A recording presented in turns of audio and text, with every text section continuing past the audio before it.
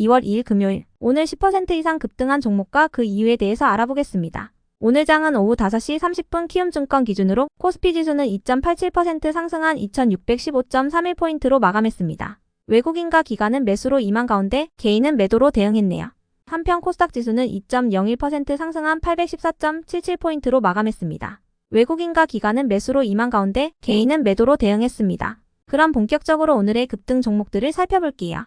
오늘 10% 이상 급등한 종목은 총 33종목으로 코스피에서는 10종목, 코스닥에서는 23종목이 나왔습니다. 이 중 상한가 종목은 CCS, NK맥스, 헬릭스미스, 플레이디, 원익홀딩스 5종목이고요.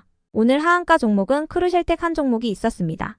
총 33개의 급등 종목 중 상위 30개 종목들을 섹터별로 묶어보니 4개 테마로 나눠볼 수 있었어요. 그 외 나머지는 개별 이슈로 오른 종목들인데요. 먼저 1번 저PBR 섹터입니다.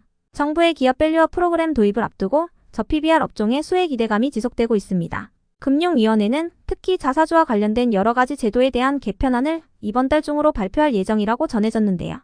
이를 바탕으로 3월 말에 기본 방안 확정을 목표로 하고 있다고 하네요. 해당 소식에 자사주를 많이 보유하고 있는 지주사를 비롯해 주가 대비 저평가되었다고 분석된 종목들이 강세를 이어갔습니다. 다음은 이번 광고 섹터입니다. 어제 애플과 아마존, 메타가 시장 예상치를 웃도는 실적을 공개한 가운데 네이버도 역대 최대 실적을 발표했습니다. 이와 관련하여 최수연 네이버 대표는 오늘 실적 발표 컨퍼런스콜에서 AI와 데이터를 기반으로 검색과 커머스 등의 핵심 사업의 성품과 플랫폼 본연의 경쟁력 강화에 역량을 집중할 것이라고 밝혔는데요. 더불어 치지직의 베타 서비스가 한 달 만에 130만 명이 넘는 월간 활성화 이용자 수를 확보했다고 언급했습니다. 이러한 분위기 속 광고 및 일부 AI 관련주들이 실적 기대감을 잇고 시장에서 주목받은 모습이었네요. 다음은 3번 초전도체 섹터입니다. LK99의 논문 저자 중 한 명인 미국 윌리엄 앤드 메리대의 김현탁 교수가 오는 3월 4일에 초전도체와 관련한 발표자로 확정됐다는 소식이 전해졌습니다. 이러한 소식 속 LK99의 초전도체 여부에 대한 검증 절차를 진행하는 일정이 지속 부각되면서 초전도체 관련주들이 시장에서 주목받은 모습이었네요. 다음은 4번 자동차 부품 섹터입니다. 타올투자증권에서 자동차 업종이 정부의 기업 밸류업 프로그램으로 재평가 기회가 주어질 것이라 분석했습니다.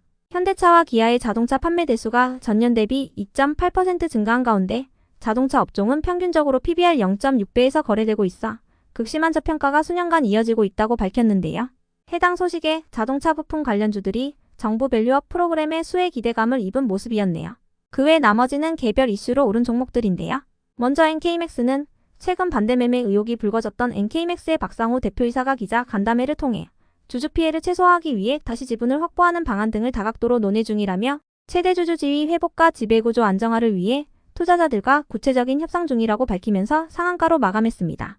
이어서 헬릭스미스는 중국 파트너사인 노스랜드 바이오텍이 중증화지 허혈을 대상으로 엔젠시스를 사용하여 실시한 궤양 완치 목적의 임상시험 3상에서 주평가 지표를 달성했다고 밝히면서 상한가로 마감했는데요.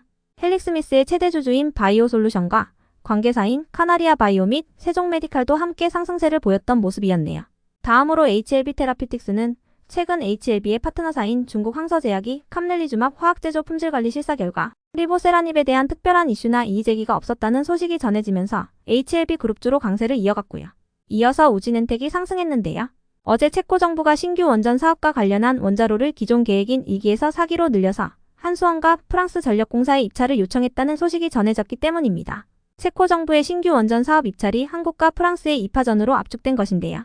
해당 소식에 최근 신규 상장한 우진엔텍이 강세를 이어간 모습이었네요.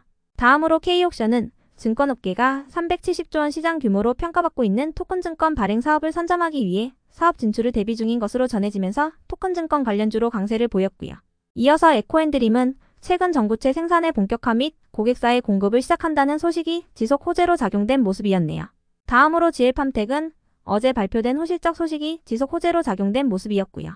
이어서 소록스는 경구용 치매치료제 개발 회사인 아리바이오의 유상증자 자금을 납입했다는 소식 속 강세를 보였습니다. 한편 토니모리의 오늘 급등 이유는 파악되지 않았고요. 이어서 워트는 어제 필라델피아 지수가 상승세로 마감한 가운데 작년 대비 반도체 수출이 56% 상승했다는 소식이 지속 호재로 작용되면서 반도체 관련주로 강세를 보였습니다. 다음으로 더존비즈오는 동아우츠카의 차세대 통합정보 시스템 구축 사업을 완료했다고 밝히면서 상승세로 마감을 해주었네요. 끝으로 오늘은 하한가를 간 종목도 한 개가 있었는데요. 크루셜텍은 상장 폐지를 앞두고 정리매매 첫날 급락세로 마감했습니다. 크루셜텍의 정리매매 기간은 다음 주 수요일까지입니다. 여기까지 오늘 10% 이상 급등한 종목들을 알아보았습니다. 다음 주도 성투하세요.